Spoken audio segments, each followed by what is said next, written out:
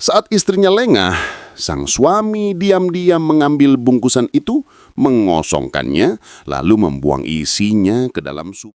Wahai tuanku, izinkan aku mengajukan 3 syarat. Pertama, engkau dusta, sesungguhnya engkau masih menyembah manusia.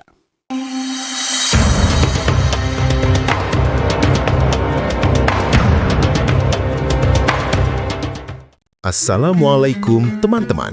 Selamat datang di channel kami Jejak Qudwah yang menyajikan kisah-kisah, petuah, dan hikmah. Semoga bermanfaat. Terima kasih atas like, share, dan subscribe-nya ya. Jangan lupa bunyikan loncengnya juga. Kali ini saya akan sajikan 3 kisah-kisah hikmah dan renungan yang disadur dari kitab An-Nawadir karya Syekh Syihabuddin Ahmad bin Salamah Al-Qulyubi, seorang ulama besar asal Mesir yang dikenal luas dalam tradisi keilmuan Islam, khususnya dalam madhab Syafi'i. Kisah pertama ini tentang barang hilang yang kembali lagi berkat basmalah. Diceritakan, ada seorang wanita solehah yang setiap kali berbicara atau melakukan sesuatu selalu mengucapkan bismillah. Namun, suaminya adalah seorang munafik. Ia jengkel dengan kebiasaan sang istri hingga dalam hatinya ia berkata, "Aku akan mempermalukan istriku agar ia berhenti menyebut nama Allah di setiap saat."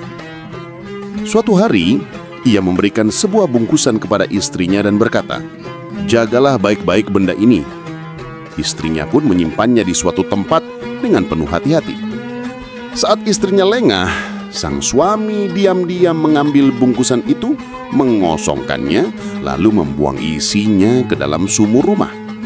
Beberapa waktu kemudian, ia pura-pura meminta bungkusan itu kembali. Dengan tenang, sang istri menuju tempat penyimpanan sambil mengucapkan bismillah. Maka seketika Allah memerintahkan malaikat Jibril untuk turun mengembalikan bungkusan itu ke tempat semula. Ketika wanita itu mengambilnya, ternyata isi bungkusan masih utuh, tak berkurang sedikit pun. Sang suami terperanjat, hatinya luluh. Ia pun menyesal, lalu bertaubat dengan sungguh-sungguh kepada Allah. Hikmah dari kisah ini adalah orang yang membiasakan menyebut nama Allah dalam setiap langkah, maka Allah akan menjaganya dari makar manusia dan tipu daya syaitan. Kita beranjak ke kisah kedua yang mengisahkan tentang keistimewaan ibadah seorang budak. Alkisah, seorang lelaki membeli seorang budak. Namun budak ini berbeda. Ia berkata kepada tuannya, "Wahai tuanku, izinkan aku mengajukan 3 syarat. Pertama, janganlah engkau melarang aku salat ketika waktunya tiba. Kedua, biarkan aku bekerja di siang hari, tapi jangan bebani aku di malam hari. Dan ketiga, sediakanlah sebuah kamar khusus untukku yang tak dimasuki siapapun kecuali aku." Tuannya menyetujui.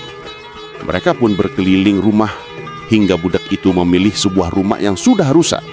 Tuannya heran, lalu bertanya, "Mengapa engkau memilih rumah rusak?"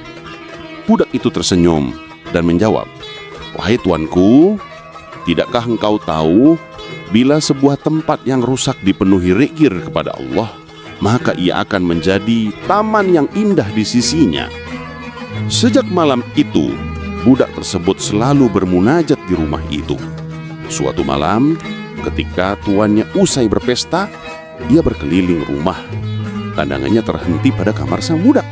Betapa terkejutnya ia melihat sebuah cahaya terang. Lampu dari langit tergantung di atas kamar itu. Sementara budaknya sedang sujud dengan penuh khusyuan. Ia bermunajat, "Ya Allah, Engkau telah mewajibkan aku melayani tuanku di siang hari. Kalau bukan karena itu, aku tak akan berhenti berkhidmat kepadamu siang dan malam.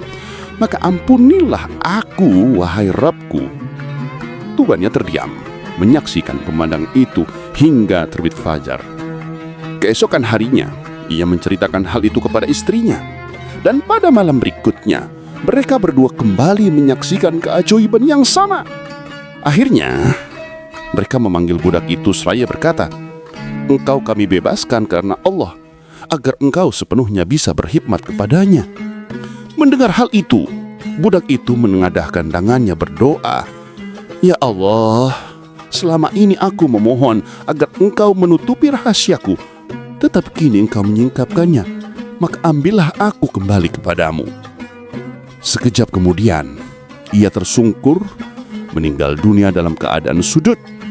Hikmah yang kita petik dari kisah ini adalah siapa yang ikhlas beribadah hanya kepada Allah, maka kemuliaannya akan ditampakkan.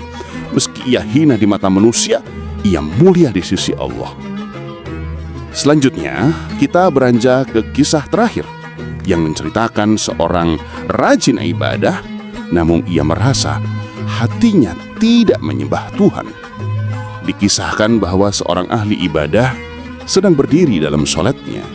Ketika ia membaca ayat Iyyaka na'budu, yakni hanya kepadamu kami menyembah, tiba-tiba terlintas di hatinya bahwa ia memang seorang hamba sejati. Namun suara batin mencegurnya, "Engkau dusta, sesungguhnya engkau masih menyembah manusia." Ia pun sadar, lalu menjauh dari keramaian, meninggalkan manusia.